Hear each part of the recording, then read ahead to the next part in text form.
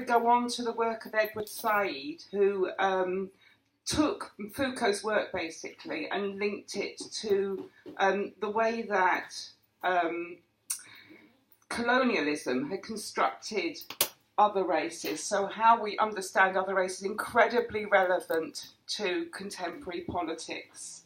I'm going to bring it up to date a bit. I've got a really nice piece of film with Edward Said himself explaining his ideas in relation to the politics of the end of the 20th century. So I'm going to go on now to the revision. So just to remind you of what we did last week, this is discourse. I'm going to link the notion of discourse, which is what we were studying last week, specifically to the body, how we understand bodies. When I'm talking about sexuality, of course I'm talking about the body, but it extends into all of the ways that we both understand, use, and reflect on our bodies in everyday life. You'll see what I mean. So we learnt last week that discourse constructs bodies as objects of knowledge. What this means is, what I was talking about was the way that science, and in particular medical science, produces a body of knowledge that is incredibly powerful. This is what Foucault called discourse. This body of knowledge gives rise to what he called regulated statements. Now, don't run away with the idea that just because scientific knowledge is produced and it becomes the orthodoxy by which we understand everything, that it therefore regulates what you're allowed to say. What he means by regulated statements, not that it prohibits anything. It doesn't stop you saying unicorns exist. If that's what you want to believe, that's entirely up to you. Okay? You don't get punished for that necessarily, other than, I suppose, you could be diagnosed with some sort of delusion. But, you're perfectly free to believe that there is a body in the world that is designated unicorn, and that it has a horn in the middle of its head and is probably covered in sparkles and pink glitter or something, okay? So you're allowed to pretty much believe and say anything that you like, but everything that you say is regulated by the surrounding discourse. So saying that unicorns exist is actually regulated by cultural institutions, the media in this case. I went to buy some foam bath the other day, and all I could find was unicorns. I found it quite peculiar. There is a discourse, a cultural discourse about cute animals, which regulates what you say about unicorns, no matter what you say about unicorns, okay? So, leaving unicorns aside for a moment, there is a cultural discourse that regulates everything that you say about bodies, no matter what that thing is. So there's no big lightning bolt from heaven going to come down and zap you if you tell lies about bodies. You can say lots of unacceptable things, and people are doing it all the time on the internet, okay? Nobody's zapping them. But those statements are regulated by the discourse surrounding things like race, gender, and sexuality. They wouldn't be triggering if they weren't. Nobody would bother to try and shock people if there were no regulated discourses around, and if they weren't highly political, okay? And all those nasty things you see on the internet are all about bodies. They're all about keeping bodies in their place. So, discourse also provides the terms under which we are responsible for something called the self. That is, you're supposed to regulate yourself according to prevailing discourses. And these prevailing discourses are largely about, again, race, gender and sexuality. They're also highly medicalised. And remember, we're talking about Michel Foucault here, and I told you last week he was gay. And he identified himself as needing psychiatric treatment, and he hospitalised himself. He regulated his body according to prevailing discourses about norms of sexuality. And we do it all the time. We may not identify ourselves as deviant and in need of treatment, but we may identify ourselves as having a bad hair day. That's in the same category. It's about bodies, acceptable appearances, and discourses of beauty and ugliness, which are related, of course, to femininity and masculinity, something that we're going to be discussing next week. And also, as you will see during this lecture, to discourses about race. It's also, of course, medicalised discourse. Having a bad hair day is also medicalised because our notions of beauty, our normative notions of beauty, are regulated by the discourse around health and what is thought to look healthy. What is an acceptable body? Actually, what is an acceptable, if you're a woman, an acceptable reproductive body. Okay? So all these discourse, there's not just one discourse which regulates what it is permissible to say about bodies. There are several discourses which come together.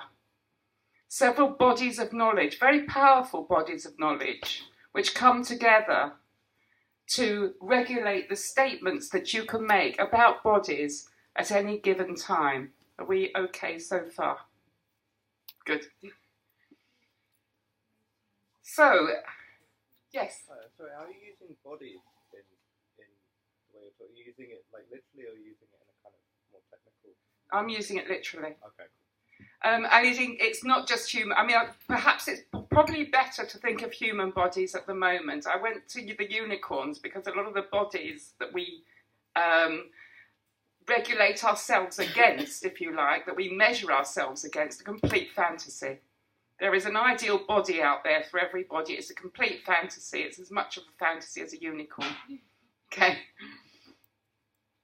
So these discourses instruct us. I'm going to keep banging on about gender as well during this lecture because I want to prepare you for next week when I'll be speaking specifically about gender. Discourses instruct us in the maintenance of gendered norms for masculinity and femininity. And whether you like it or not, you may describe yourself as gender fluid. You may have doubts about your gender. The mere fact that you can use terms like that are because your ideas about gender and sexuality are regulated by discourse. So constantly we are measuring ourselves in terms of these gendered norms.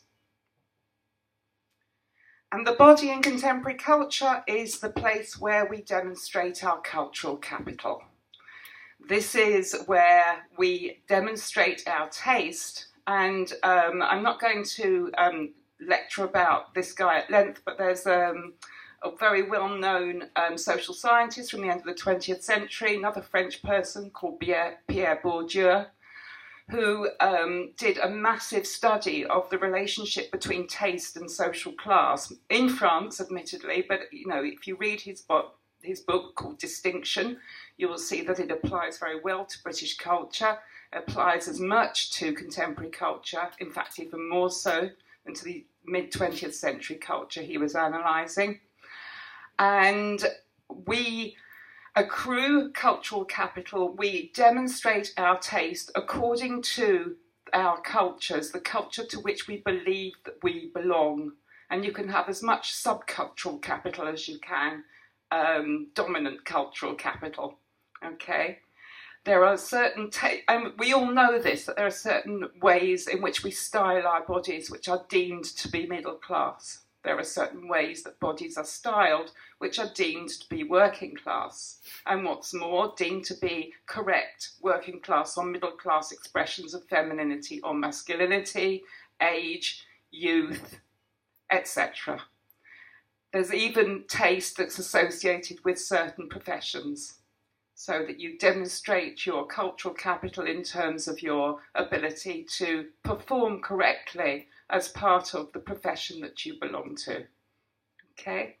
So bodies are what we're all obsessed with all the time. And of course, demonstrating your cultural capital means going shopping. So contemporary capitalism absolutely thrives on the perpetuation of these discourses, which affect how we both understand our bodies and how we conform to our idea of cultural capital or not. Even rejecting it is conforming in a way. Even rejecting it is presenting a self to the world which has a message attached to it about taste and distinction. And we still go shopping. So, consequently, I've said there in bold, the body becomes a site of political struggle. All bodies are sites of political struggle. I just want to, before I go on to Edward Said, remind you of Foucault's repressive hypothesis. I didn't use this term last week, but it is the term that he uses. Remember, I talked about his chapter in his introduction to the history of sexuality, where he talks about we other Victorians. And the idea that, we assume that sexuality is natural, that it's an instinct, that it's somehow outside of culture, that it is what perhaps perpetuates social structures rather than what such social structures produce. Foucault kind of flips that around. And remember I said that, we always assumed that Victorians were very repressed about sexuality, that they didn't talk about it, and then we had a sexual revolution in the 60s, and hey presto, everybody was at it. Well, as I said last week, the truth, that is very, very far from the truth. And the reason for that is connected to our study this week of Orientalism, because the Victorians were terrified of sexuality because they were terrified of reproduction. And all those scientific studies of sexuality, all that identification of bodies and marking of bodies in terms of their ability to reproduce, hence Victorian notions of feminine beauty, was about race. It was about the reproduction of the colonizer to differentiate us from the colonized. Okay? So sexuality and race, very, very much connected. So bear in mind then that Foucault's argument is that Victorians, and by Victorians I mean, Queen Victoria, she was the queen of this country. Whoever translated Foucault's history of sexuality, presumably found, I don't know what it is in French, he called the chapter We Other Victorians, but of course Foucault was French, I'm not sure he even cared about Queen Victoria, maybe he did. But this is a period of history, this is pretty much the 19th century, it's a period of great upheaval, pretty much like the period of upheaval we're going through right here, right now. And it produces a lot of discourse. Massive bodies of knowledge get produced in the 19th century, and a huge amount of them, if you read your Foucault, you'll see how many there are about sexuality and reproduction. So there I've got a list there, which I don't need to read out, that are produced by these discourses. The discourses produce these subject positions, these categories, into which people can fall at various times in their lives. And Foucault's theory of panopticism is about the surveillance that we subject ourselves and others to constantly to ensure we either are falling into the category we feel comfortable in or to spot others that don't conform to that category. Or we can be anxious about not conforming to a category. But we're at it all the time. And it's very much connected to the way we style our bodies and the way we spend our money. Okay, are we all right with all that? Okay. So, on to Edward Said. He was based in America, but he grew up in Palestine and Egypt. And he first published Orientalism in 1978. It's an incredibly famous book. It gets republished. It's been published in editions all over the world. This is why Foucault's so important. Edward Said makes use of Foucault's notion of discourse in his arguments in Orientalism. And as you'll see next week, a lot of the feminists of the same period, the late 60s and 1970s, late 1970s, early 1980s, also make use of Foucault's ideas, because the notion of discourse is so useful for understanding the circulation of power, not only in social context, but in cultural context. It helps us to understand how cultures perpetuate discourse and how, therefore, knowledge is dispersed throughout any given culture. There's nobody up there at the top of whatever, telling you to survey yourself, to make sure that you look okay, to buy the right things to conform to your notion of taste or your group's notion of taste. It's insidious, it's in conversation, it's on TV. Media is hugely important. So it's through the media, through conversations with other people, and what you read. So it's on the internet, which is also the media, of course. So discourse is pervasive and it's dispersed. Nobody is pointing lightning bolts at you for saying the wrong thing. You do it to yourself. Okay? So, Edward Said unfortunately died in 2003. But prior to that, he had a massive impact on understandings of race and conflict. So what Orientalism then is his big idea. And it is the name of a discourse that is produced mainly by the British and French empires around the end of the 18th century and throughout the 19th century. And it continues to this day. It just goes through changes. It adapts to different cultural conditions. Now, at the time of the 18th century, this is knowledge produced in travel writing, for instance. There's a lot of travel writing about. Of course, the middle classes and the aristocracy did a lot of travelling, and they wrote about their travels. They were kind of bloggers before the internet. And it was very popular travel writing. And it was really, gee whiz, look at these foreigners. That was kind of what it was about. It's like we went and looked at the animals in the zoo. Okay, so I have to say that I can't stand the art critic of The Guardian. I hope he's not watching. He is. Yeah, he's there. Oh my God. Hi, Jonathan. But, I found an article once where he was absolutely insisting that all this travel writing was actually a very nuanced and appreciative understanding of Oriental cultures. I beg to differ, and I don't think he read his Said properly. It wasn't. It was whenever it appeared to be nuanced and appreciative, actually it was a bit like saying, isn't that animal cute? Okay. I'm looking in a cage and saying, isn't that animal cute? It was not an understanding of these cultures in all their complexity. And it was pretty much Oriental cultures, the far and Middle East. I have to say, Orientalism, you can apply the idea, the theory to Africa as well. In fact, anywhere in the world colonised by the Europeans. But Said, of course, was specifically interested in what he called the Orient. So you've got travel writing, you've also got colonial bureaucracy. Of course, this produces a huge amount of discourse because in order to administer an empire, you've got these massive institutions. British Council is one that is still surviving.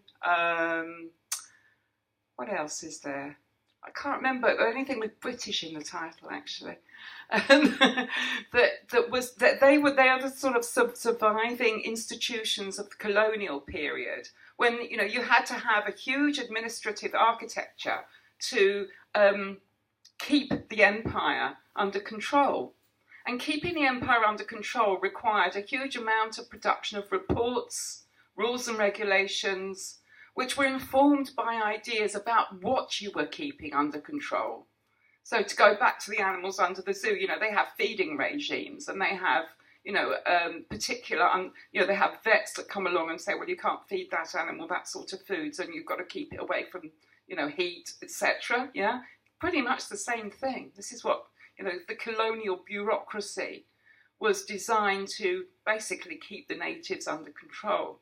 And there was, I read a document, it might have been Inside actually, where there was a lot of young men that were going to places like India, was mentioned specifically, that they were going out to India to administer, to be colonial administrators. And of course, and they found this really wonderful, amazing culture.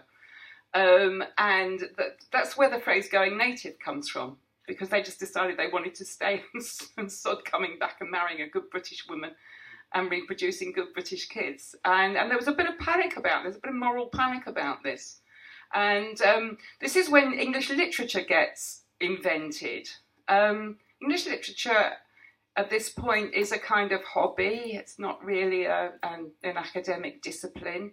Somewhere towards the end of the 18th, sometime in the 19th century, I can't remember exactly when, it becomes an actual academic discipline, because it was realised that religion wasn't going to do the job. You couldn't tell these young men, oh, you're offending against the tenets of the Bible. But you could give them morally uplifting novels to read in the hope that they would come home and behave themselves. And so this is kind of the origins of English literature as an academic discipline. So that's all connected then to the colonial bureaucracy. The civil service, I have to say in particular, is about, the word civil is also the root of civilization. It's about keeping civil institutions in place and therefore keeping people in their place. You've also got the academic sciences, and this is what Foucault is particularly interested in. So sciences like biology, so the internal structure of the body, anthropology, the structure of societies other than European or American, ethnology, the study of people. All these sciences try to describe to ourselves who we are by describing to us what other people are. They're fairly new sciences.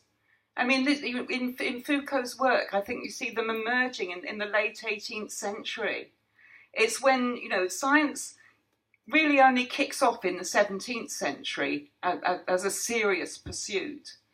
As something understood as a way to produce truth. And then you get gradually the idea that, well, okay, if we are finding out the truth about life, the universe and everything, maybe we should be trying to find out the truth about us. So the human sciences like biology, anthropology and the social sciences get going. They're fairly recent sciences. It was not thought before then that we could actually turn our attention to studying who we are and how we function socially. Biology is a little bit older because we had medicine before that.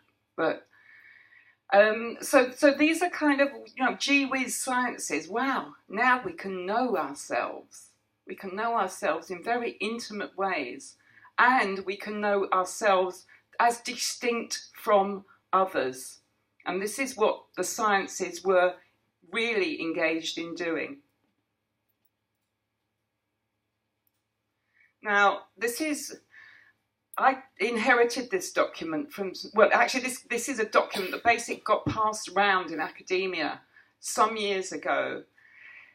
I can't trace the origin. I don't think anybody else has been able to find the original. It's actually a bit of a page from the Harmsworth Encyclopedia, from sometime in the mid-19th century, we think, but we're not absolutely certain, okay? But it's really illustrative of the way that these powerful knowledges are produced and their effect on racial categories. I'm sorry if you can't see it very well, but it's kind of old, and I scanned it from one of those overhead projection things that was all covered in marmalade or something.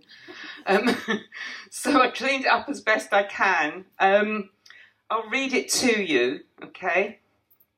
So if I point, I shall have to leave the mic. So you're going to have to try and see for yourself. You've got a column there on the left, and the column on the extreme left gives physical characteristics of bodies. So you've got, I've had to take my glasses off to see my computer. You've got things like skin and hair and nose and cheekbones and that sort of thing. And then across the top, you've got different racial types. So the one on the left, even though you can't read it, actually says Negro. You've got Mongoloid, Mongolio, I think it says, rather than Mongoloid. Then you've got American, which is presumably Native American. And then you've got Caucasian. And what you see is that you've got certain physical features. So physical features are listed to begin with, but then you come down to temperament, as if it's all equivalent. So you've got all these physical features. So if you look a particular way, and unfortunately I can't see it well enough to read it, unless I leave the mic and shout. Hang on. So I'm going to leave the mic and shout. This is the so-called Negro column. And you've got something like skin, very dark brown or blackish, okay? And you've got skull, long, index 72, whatever the hell that means. And then you come down to temperament.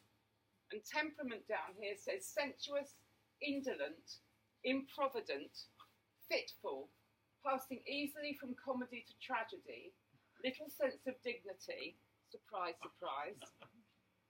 Hence, easily enslaved. Oh, all right, that just justifies everything. Slight mental development after puberty. Okay. When you come here to the Caucasian side, you've got the other typical sort of description. Yeah, there's nothing very interesting there.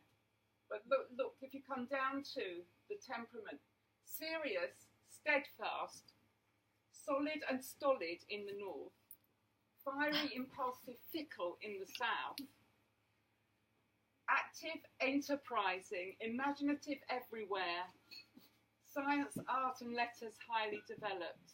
Okay, so this is knowledge. This is an encyclopedia. This is the sort of thing people had in their homes, and it was an authority. It was an authority that you kept in your home, and it was something that you could keep, that had scientific knowledge right there for you, and it was accepted as the truth. So this is what perpetuates discourse. Having these ideas within a medium that purports to be truth. Can you see where I'm going with this? The internet is... so Wikipedia is so often wrong. I hope you know that. I mean, it's a brilliant resource. I mean, I actually, I admire Jimmy Wales. I can give them money. I mean, I've been too lazy to write anything for them, so I really shouldn't be complaining. But for every article where you think, oh yeah, that's really good, there's another one that's complete bollocks. So even Wikipedia, you can't really trust. But how the hell do you know unless it's a subject you know something about? I mean, I might have gone around repeating rubbish about, I don't know, cookery, which is something I know nothing about, because I read it in Wikipedia. So same thing, okay. But these encyclopedias, these heavy tomes, these carefully bound books that people paid an awful lot of money for, they believed they were paying for truth. So this is how this sort of discourse of race is perpetuated. I've got another slide here. Anthropometrics. This was massive in the 19th century, particularly after the invention of photography. photography wasn't an art until late in the 20th century. In the 19th century, it was the camera was a scientific instrument.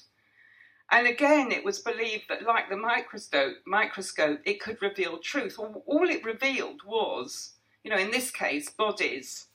The truth is constructed through discourse. And there are several discourses at work here. Now, this particular anthropometrical images are from our Australian Aboriginal peoples.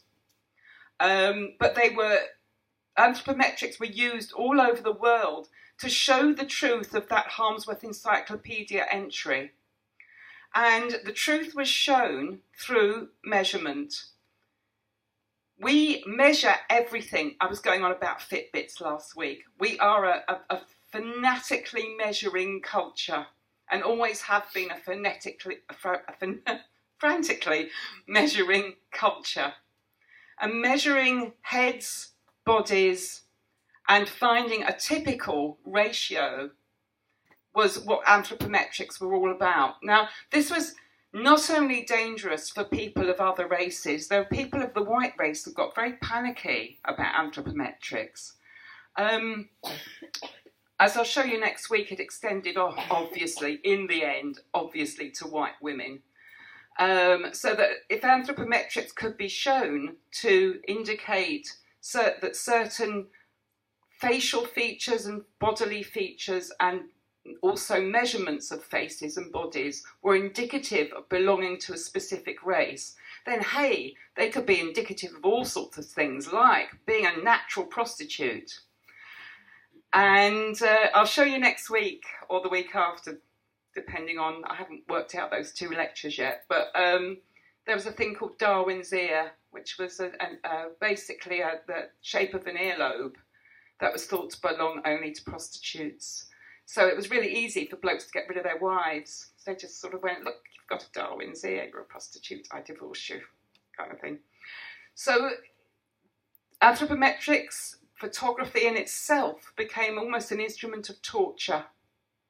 You've got the Harmsworth Encyclopedia saying, if you find a head measurement like this, along with dark skin, this person is easily enslaved and is never going to mature.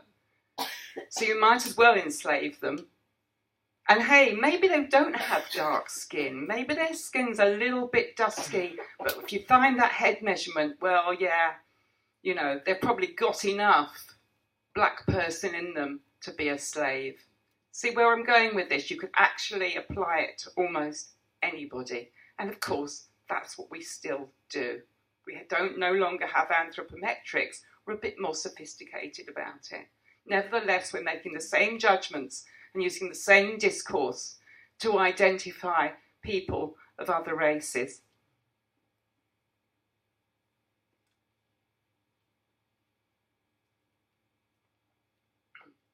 So, this is from Said, or rather this is me kind of really praising Said. He says that this is what happens is that the Orient is produced out of an understanding of the white European being the self and the Oriental being the other. And the other has certain characteristics that are found, as he says, across the Orient. That there is a kind of myth of Orientalism, and this myth includes these characteristics, which you can then measure yourself against. It allows white European, particularly white European males, to feel very comfortable in their selfness, in their subject position, because they have these people that they keep quite close to them, which they measure themselves against constantly. They don't want to get rid of the Orientals. They don't want Oriental people to disappear. They want them as close as possible, because they offer a constant comparison. So, the comparison is the white European and the Oriental. The white European is quintessentially masculine. Oriental, says Said, are understood as somehow feminine. as not quite having achieved full masculinity. The white European is associated with the mind and the Oriental with the body, which is, of course, as you'll see next week, it tends to also hold true for the gender distinction. This is because white Europeans, this is where the Enlightenment happens. So the Enlightenment pretty much happens in Europe. We have an Enlightenment. I have to say, other continents, other cultures have had their own enlightenments way before we did, but we ignored them and gloried in our own, in which it really starts with and I'm sure you've heard about this, a philosopher, another French guy called René Descartes, who at some point, and I say at some point, he said, as you know, this cogito ergo sum, I think, hence I am. Okay, now he could have said that 10 years earlier and people would have locked him up or something. But he said it at a time when people were becoming very uncertain that God was hanging around in heaven guaranteeing the state of the world, guaranteeing the way that the world was. People were beginning to look outside of themselves and outside of religion. So you get things like, the development of the telescope, the ability to see further, the ability to look at other planets. And so when Descartes comes along and says cogito ergo sum, he's actually saying, well, what we are is mind. This is the human potential is to think. Humans are about thinking. That's all they are. There's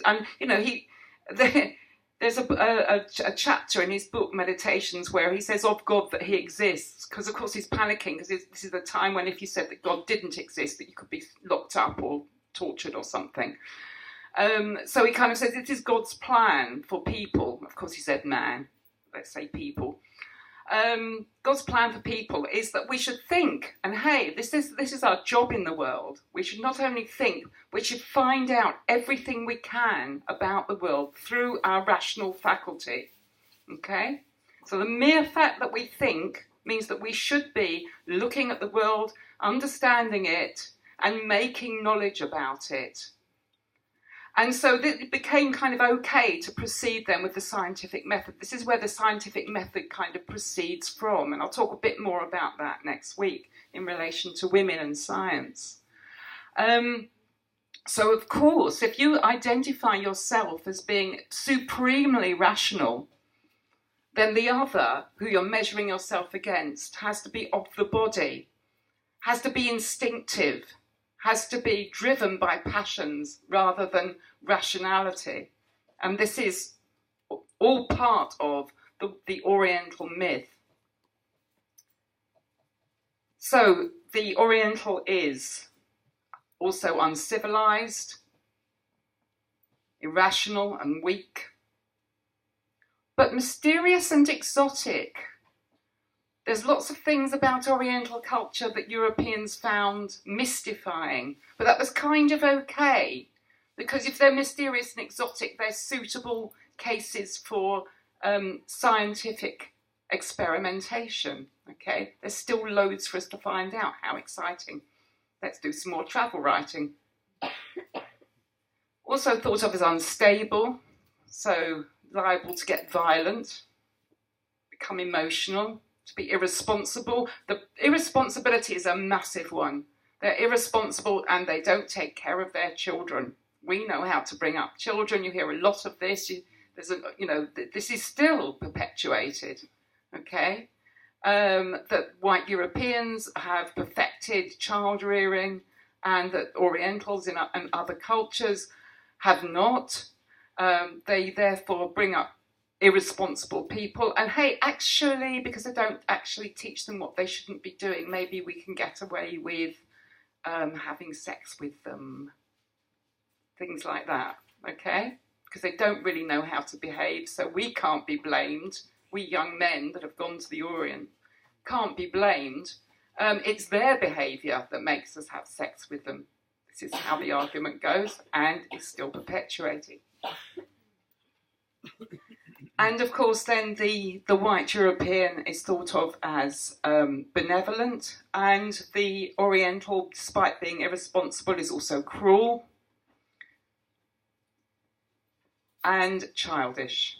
Okay, so this is a very condensed version of the myth of Orientalism. But I've just done it like this to show you the contrast that's constantly made, so that the white European can emerge as the perfect self, as the ideal body.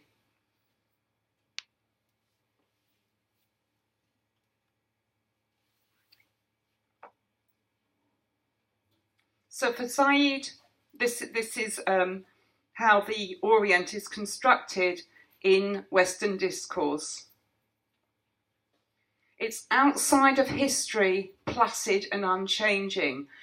In other words, it doesn't have a history and it doesn't progress. Along with the scientific method and the idea that we can have knowledge of ourselves and the world is embedded the idea of progress. That this knowledge, the reason for gaining this knowledge is a constant improvement. Constant improvement of social structures, a constant improvement of the family, of the body, a constant improvement of Europeans' ability to rule.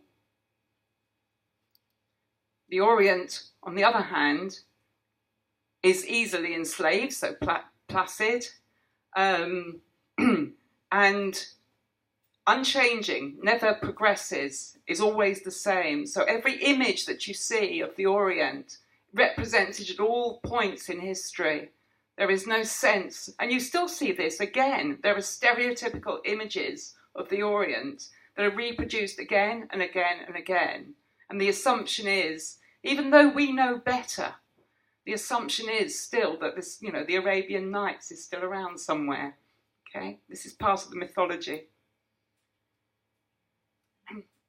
On the other hand, you get the Orient constructed as a kind of ideal, natural place that Europeans, through their desire to understand the world, have fallen from. You get this in the philosopher Jean-Jacques Rousseau. A lot of writing in the 19th century lauds the wonderful natural nature of the Orient, the lives that are led that are uncomplicated, that are unburdened by knowledge, that somehow Europeans need a kind of to go there to refresh themselves. That these simpler folks will kind of in some way give us a boost. And again, there's of course what's implied there is, and we'll go and have sex with them. Or this is implied by the men that they'll go and have sex with the women and possibly the children. That was so strong. So when Benjamin Franklin came over to lobby France, yeah, he would come over with coonskin caps and act like this imagined idea of a primitive man, and it was like, oh hey, that friendly chap who's been hanging out with the natives. Yeah. Oh yeah, you could exercise all kinds of you could literally exorcise all your moral failings by going and hanging out with the natives. You could go and be nice to them for a bit, and everybody would think you were a wonderful person, no matter what you did when you came back. Yeah, and it's all there in the art, as you will see. And so, of course, the Orient is also a vast laboratory for Western science. This is the sort of, the deep, exotic, mysterious Orient, which is just there, a huge laboratory waiting for European scientists to come in with their measuring sticks, basically, to come in and take photographs and measure their heads and analyse the culture. Yeah, anyway, so what's interesting there, of course, there are no comparable surveys of the West by the East, wherever the East is. But if you look at, there is no literature produced out of the part of the world that Said incorporates into the Orient that analyses scientifically white Europe or white America. And of course, finally, the thing that the Orient is not modern, not postmodern, not referring to something beyond modern. It's a space that's understood to have never been modern. And modernity is what is ushered in by the Enlightenment, the scientific method, a particular understanding of the structure of living things, and a particular application of this knowledge to manufacturing, to the development of industry. And as far as Orientalism is concerned, the Orient has never been modern, therefore can't have produced actually anything, and certainly can't have produced anything of cultural value. So modernity is tied up not only with the scientific method, with a particular development of capital, so in industrial capitalism, but also with particular forms of culture, the development of art, music, the growth of the novel, things like that. This is modernity. And of course architecture, but I could go on forever. Modernity is huge. But the thing to keep in mind is that the Orient is always assumed to be non-modern, to have not been able, it's not that they just don't have these things, they've never been able to produce it because of their particular characteristics. Okay? So I think I've got some exercises now. We're going to look at SMARTs, but it's 25 past, so maybe have a 10-minute break and then come back.